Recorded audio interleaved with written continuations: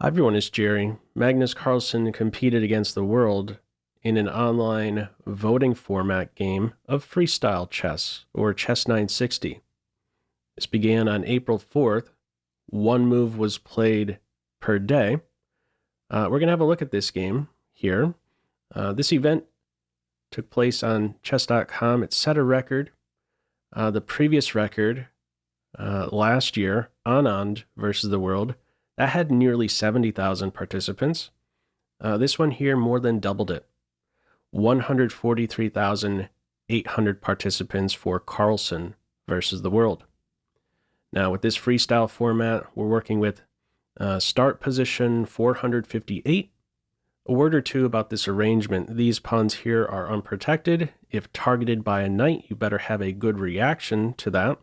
Otherwise, you'll be getting smothered mated. Now, this game starts off in standard fashion like we would see in standard chess, e4, e5 game. If white tries, Carlsen here tries to quickly checkmate the world like this, knight d6 is there to defend, and then there would be this question, was it worthwhile to move that same piece twice and have your opponent react with just one move to parry that threat? Probably not. So, much more standard start to this one, e4, e5 game ahead, with now d4 to follow. Capture on d4, f3, looking to next recapture and develop this queen here. Now, we've seen Carlsen playing this way with freestyle games, likes to quickly get that queen to an active post. It's not always going to be the case with these freestyle arrangements that you're coordinated, so is there going to be a way to target the queen and address her strong queen post in the center? Maybe not so easy to do that. Now, black puts up a bit of a fight at this stage, develops a piece. Carlsen has to work a little bit harder to regain that pawn. He is prepared to play this position as a gambit with these initial moves. So we're going to see that this pawn is eventually collected, but just want to point out that if black tries to hang on to this pawn with a pawn, this point will be challenged with c3. And a position like this is already favorable for Carlsen. The extra pawn black would have in this resulting position, we might identify as the d pawn, and it's not a very healthy pawn at all. It would be backward. White has a healthy development, knight b3, castles to the c file, and there you go, the rook is opposite the black king already, observing these two gaps in black's position.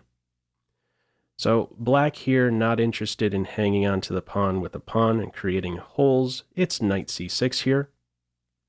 Something I could note, in regular chess, it takes two moves to clear out before you castle kingside, or towards the g file in this case.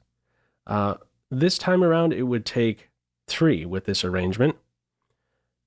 Castling towards the c file is going to be more likely. You only need to get the knights out, and you're ready to go with castles.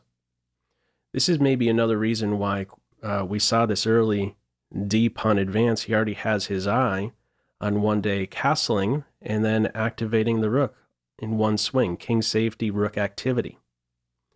Follow-up from here is knight b3.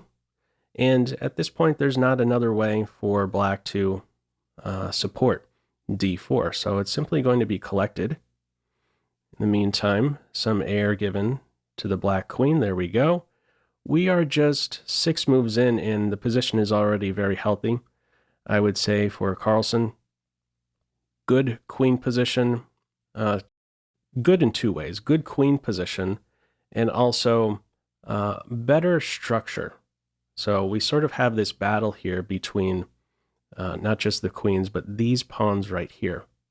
4th rank versus a 2nd rank pawn. If at some point black could get this advance in and the pawns are exchanged, that's usually a sign that that advantage for Carlsen will be, going away. But that would take quite a bit of work. Right now, it's already very healthy for Carlsen. Continuing to develop here with knight c3, we have a same sides castles game. From here, bishop d6. Right around the corner, there's these ideas, bishop e5 to bother the queen, maybe undermine a piece that's safeguarding the white king. The knight falls, maybe a2 falls. Potential issues there. Carlsen addresses this idea with bishop g3. How the computer wants to play it, it says launch this a-pawn, look to be disruptive to the knight, maybe even go one step further and rattle the black king structure, punch some holes in the light squares with a6. All right, how Carlsen plays it, bishop g3. He's okay taking on these doubled pawns because he's saying, you've helped my rook. And in a way, we might say the bishop is helped. It doesn't necessarily need to move to be productive. This is a fine diagonal. It's not as if the bishop is getting in the rook's way. The rook is already in play on the h-file now. From here, d6. Remaining bishop is light. Solid construction here. Pawns coordinating with that light square bishop. From here, king to b1.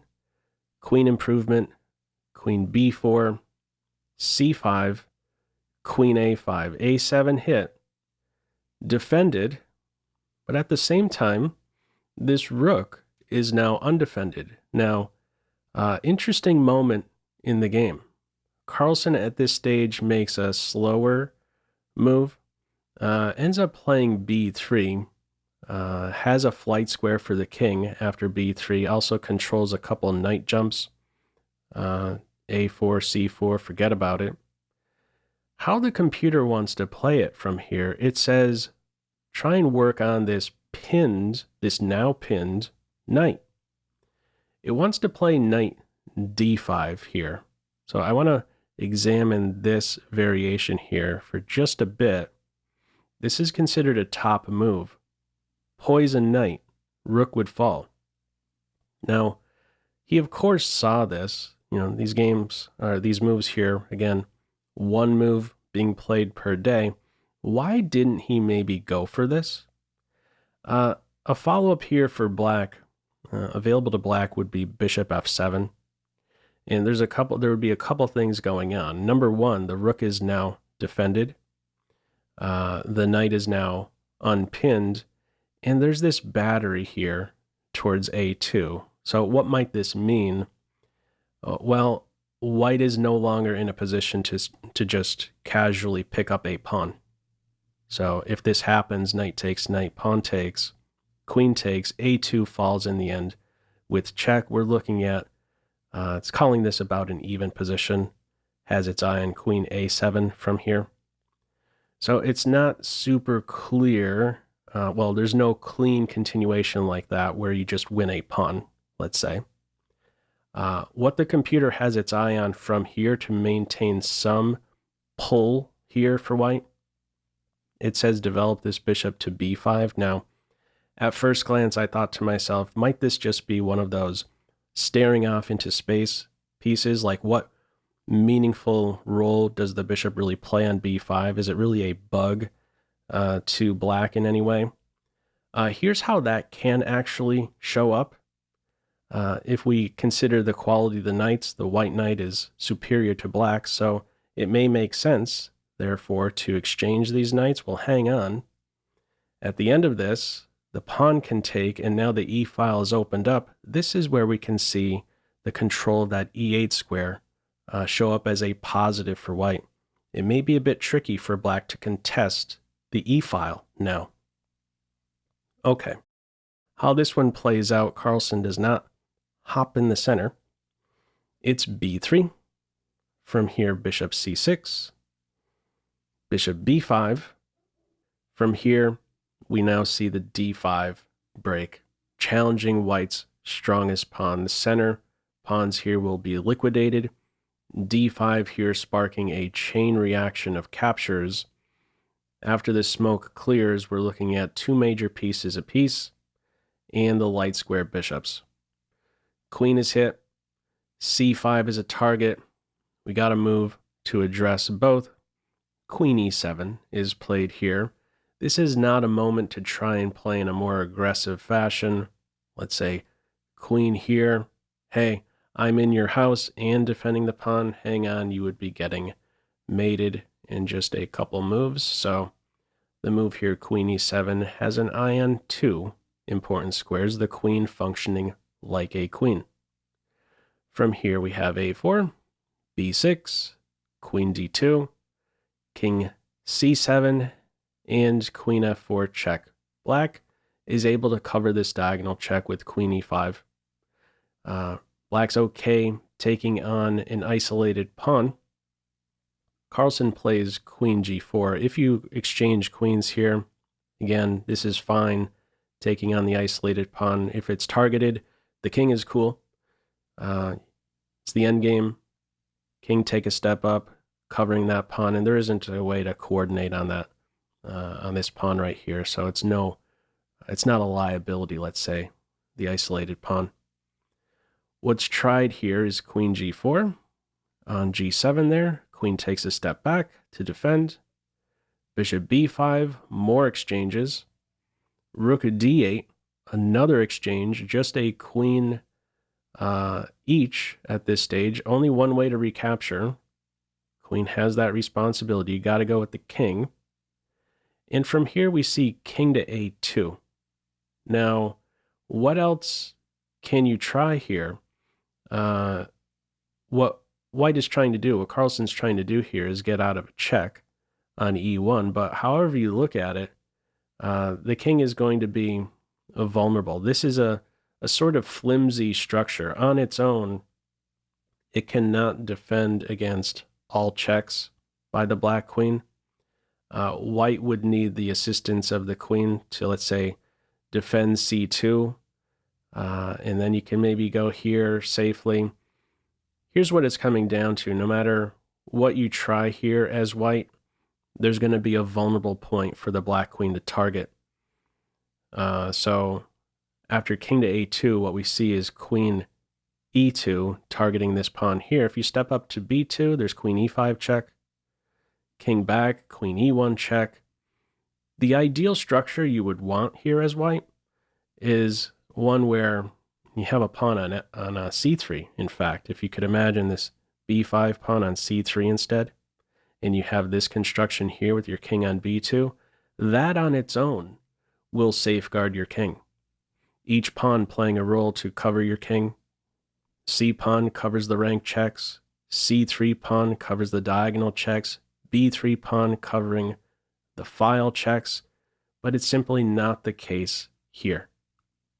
King a2 in this game, queen e2 to follow, and at this stage Carlsen takes on g7. If you step over to b2, we have a check. King here, you're getting checked one way or another.